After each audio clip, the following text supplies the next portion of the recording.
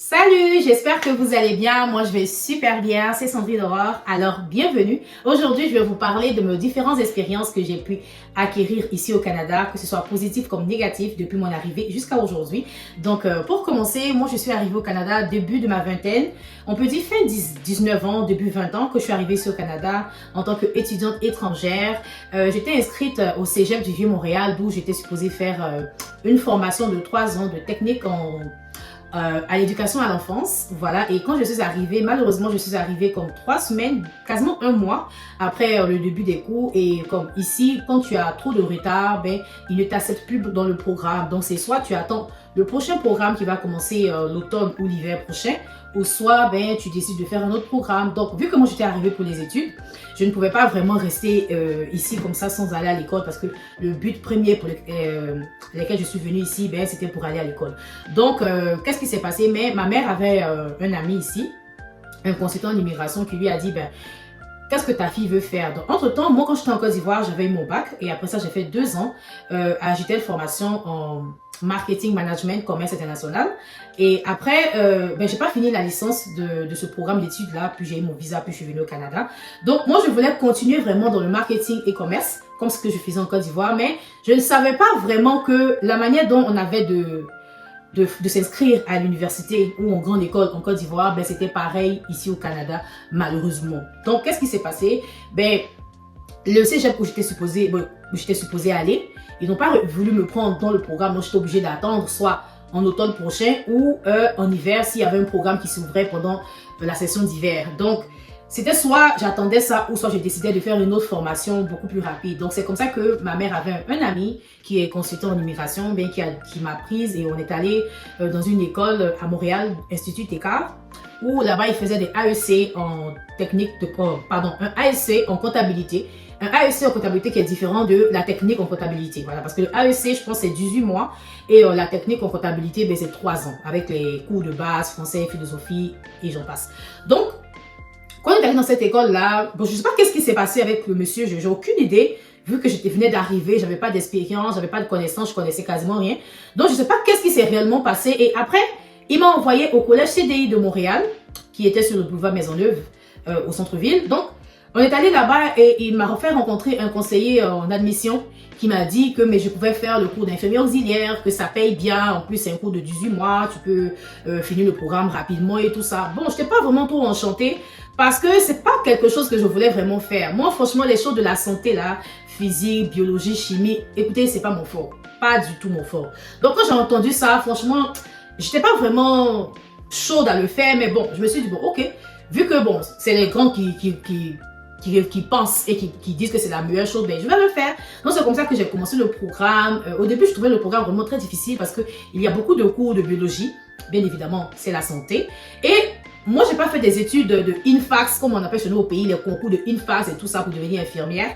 Donc, je savais pas un peu comment ça se passait, mais franchement, le cours était très condensé jusqu'à ce que, au milieu du programme, j'avais voulu abandonner parce que je me plaisais pas vraiment dans ce programme-là. Je voulais vraiment quitter.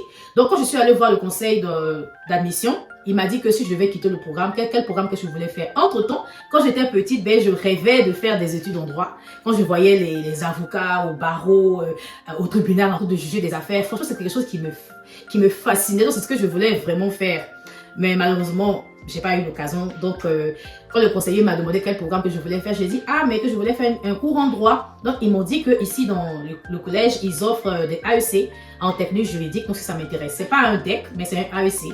Donc j'ai voulu le faire. Mais malheureusement encore, il n'y avait pas un cours, il n'y avait pas un programme qui commençait dans les jours à venir, dans les semaines. Donc, c'est sûr que si j'arrêtais le cours en soins infirmiers, infirmiers auxiliaires, j'allais encore attendre encore quelques mois après. Donc, je me suis dit, bon, mes parents ont déjà payé quasiment la moitié du programme.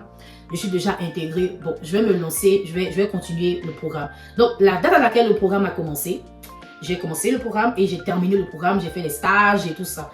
Donc, franchement, c'était vraiment une belle expérience parce que j'avais aucune notion de c'était quoi la santé, comment piquer, comment administrer des médicaments, comment placer des solutés et tout ça. Franchement, j'avais aucune idée, mais il faut dire que ce programme-là m'a vraiment fait vraiment connaître beaucoup de choses que je ne connaissais pas avant. Voilà. Et je vois que le métier d'infirmier auxiliaire ici au Québec, c'est très différent des infirmières qu'on a chez nous en Afrique. Bon, je ne vais pas faire de comparaison, je continue. Voilà, donc après le programme, j'ai fini mon programme, j'ai commencé à travailler et après le travail, j'ai commencé à... D'abord, avant de commencer à travailler dans la santé, je travaillais déjà en restauration rapide, vu que moi, à mon temps, quand je suis arrivée, on avait droit à 20 heures de travail par semaine. Donc, on ne pouvait pas dépasser les 20 heures de travail par semaine. Parce que quand tu arrives à la douane d'immigration à l'aéroport de Montréal, mais vous rencontrez le douanier qui vous donne votre permis d'études, votre permis de travail, et le douanier, il vous dit que vous n'avez pas le droit de dépasser 20 heures par semaine, ce qu'il fallait obligatoirement respecter. Donc, moi, quand je suis arrivée, quasiment 6 à 7 mois, je ne travaillais pas parce que c'était pas facile de trouver du travail, j'avais pas d'expérience, je connaissais pas vraiment le système et tout. Et c'est quelques temps plus tard, par la grâce du Seigneur, j'ai pu avoir un travail où j'ai commencé à travailler. C'était vraiment, j'aimais beaucoup le travail. J'étais caissière au Tim Hortons. D'abord, j'ai commencé en tant que nettoyeuse de table dans un restaurant grec à La Salle. Après ça, j'ai eu un autre contrat de travail dans un Tim Hortons où j'étais caissière, où j'étais supposée travailler de nuit. Mais la propriétaire de ce Tim Hortons-là m'offrait 40 heures par semaine. Puis moi, je lui ai dit que non, malheureusement, je ne peux pas faire 40 heures, je pouvais seulement que faire 20 heures. Donc, lorsque j'ai fini mes études, j'ai continué de travailler dans ce restaurant-là jusqu'à ce que j'avais décidé d'avoir maintenant de l'expérience en santé. Et c'est comme ça que j'ai quitté.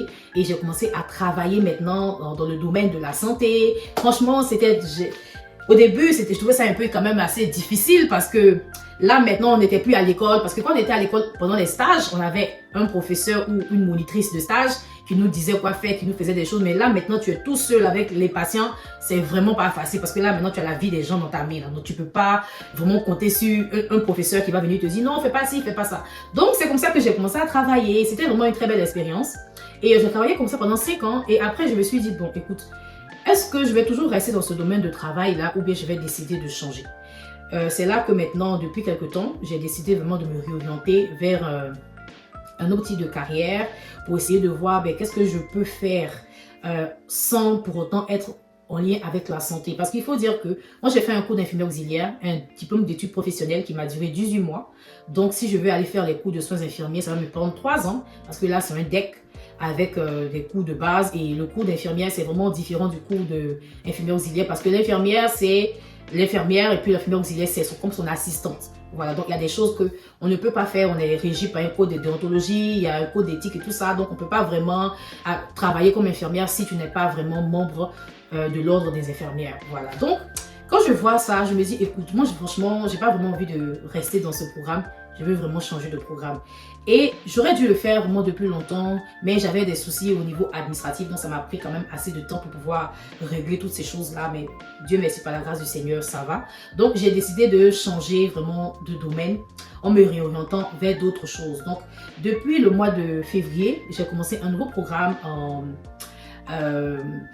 la petite enfance, voilà, un petit diplôme, un certificat collégial de petite enfance, voilà, un programme de 90 heures qui va me donner un petit diplôme que je pourrais aller travailler dans les garderies. C'est sûr que je ne serai pas éducatrice parce que je n'ai pas fait de ASC ni de DEC, mais quand même, je pourrais quand même être une remplaçante dans un service de garde. Et aussi, j'ai décidé également d'aller faire encore une autre certification en finance pour essayer de voir vers d'autres choses. Là, comme vous voyez, je quitte de la santé pour aller en enfance, puis après aller en finance, peut-être pourquoi aller après en comptabilité ou en droit. Qu'est-ce qu'on en sait? On ne sait pas. Mais le but de ma vidéo, franchement, c'est de motiver les gens qui viennent d'arriver, même ceux qui sont déjà là depuis longtemps. D'abord, numéro 1, le conseil que je peux donner en numéro 1, pour les étudiants étrangers qui vont arriver ici au Canada, vraiment, il faut absolument que vous respectiez les conditions de votre permis d'études. Si on vous dit que vous ne devez travailler que 20 heures par semaine, peu importe le nombre d'heures que votre permis de travail vous autorise à travailler, mais vous devez absolument respecter ces heures de travail-là. Parce que moi, j'ai rencontré des personnes qui, eux, ils sont arrivés peut-être depuis 2010, 2012, 13. Eux, ils m'ont dit qu'à leur temps, ils n'avaient même pas le droit de travailler. C'est-à-dire que eux, leur permis de travail, avec le permis d'études, leur donnait seulement l'autorisation de travailler sur le campus. Vous ne pouvez pas aller travailler ailleurs comme nous, on a eu l'occasion de le faire. Donc vraiment, respectez les conditions de votre permis d'études. Et le conseil numéro 2 que je peux donner, lorsque vous arrivez pour étudier, franchement, donnez-vous les moyens de vraiment étudier. C'est vrai que les cours coûtent extrêmement cher ici au Canada. Franchement, je ne sais pas. Peut-être que dans d'autres pays, c'est comme ça, mais moi, je parle seulement que du Canada et ça coûte extrêmement cher. Donc, lorsque vous faites vos demandes et que vous avez le visa, vous avez le permis d'études, que vous rentrez, vous commencez à étudier, vraiment travaillez et respectez également votre condition de permis d'études.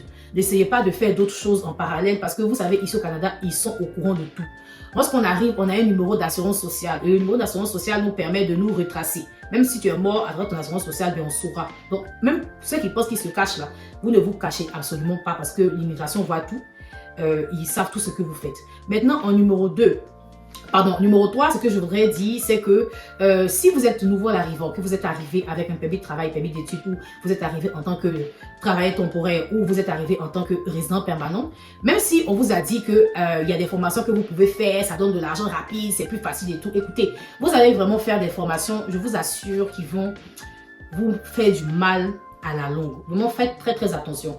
Il y a des formations que des gens qui sont nés au Canada, ils sont nés ici, donc il y a des formations que eux ils ont commencé à faire ça depuis qu'ils étaient encore très jeunes, depuis qu'ils avaient 19, 20 ans, 30, 25 ans et autres. Mais ceux qui sont arrivés, par exemple, avec la résidence permanente, qui ont plus de 30 ans, 35 ans, 40 ans, vous ne pouvez pas vous permettre de faire ce même travail-là parce que vos membres ne sont plus jeunes. Donc, quand vous allez faire ce travail-là, à un moment donné, vous n'allez plus pouvoir supporter et vous allez commencer à ressentir des douleurs et le travail pour lequel vous vous êtes sacrifié, vous êtes battu pour le faire, vous ne pourrez plus le faire. Donc, il y a la possibilité ici au Canada de pouvoir faire différentes formations.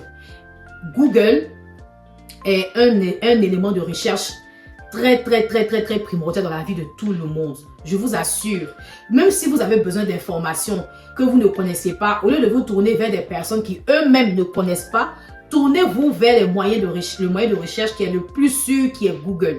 Il y a beaucoup de formations que vous pouvez faire qui ne nécessitent pas seulement des travaux physiques.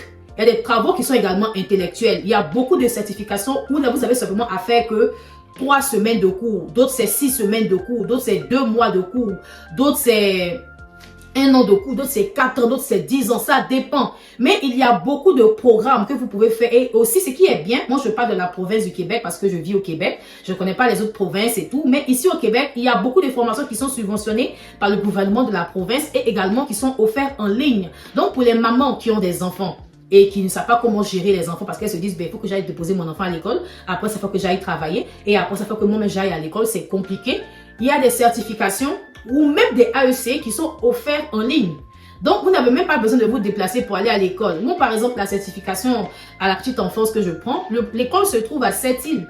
Sept-Îles, c'est une ville de la province du Québec, c'est à 14 heures de là où je vis présentement, 14 heures de route. En avion, c'est 2 heures. Pourtant, on est dans la même province. Je pense que c'est 2 ou 3 heures dans la même province. Mais malgré ça, moi, je prends ce programme-là. Je me suis inscrite en ligne et je prends le programme tous les jours du lundi au jeudi de 18h30 à 21h30. Et le cours, il est excellent. La professeure, elle est excellente. Je n'ai pas besoin de me déplacer pour ça. Même l'autre certification que je vais encore prendre, ce programme aussi également, il est offert en ligne. Donc, vous n'avez pas vraiment d'excuses pour vous dire, oui, on m'a dit qu'ici au Canada, dans la santé, ben, il y a de l'argent, il y a tout ça. Moi, je dis que ce n'est pas vrai qu'on va obliger des immigrants à... On va leur dire, voici des formations que les immigrants sont supposés faire. Non, ce n'est pas vrai. De toute façon, depuis un moment donné, la province du Québec a commencé à couper des postes au niveau de la santé. Ça commence à être très compliqué d'avoir un poste. Donc, pour ceux qui ont des hypothèques ou qui ont des prêts auto, ben, c'est difficile pour eux de pouvoir rembourser leurs prêts. Pourquoi? Parce que les postes commencent à être coupés. Les postes commencent à être abolis. Donc, il y a l'argent qui commence à se faire, à diminuer. Donc, vraiment, faites très attention par rapport à ça. Et la quatrième chose aussi que je voulais vous dire, ben, intégrez-vous. Voilà, intégrez-vous auprès des gens qui sont nés ici, des Canadiens de souche ou bien même des immigrants qui, ça fait longtemps qu'ils sont ici et qui connaissent la culture du Canada. Intégrez-vous, peu importe la province que vous êtes, il y a des services qui sont offerts gratuitement.